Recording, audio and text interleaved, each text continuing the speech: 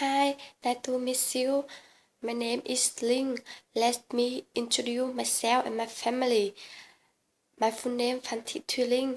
I am 14 years old, a student Vietnam University of Commerce. I was born in Hương Khê Town, Hà Tĩnh Province.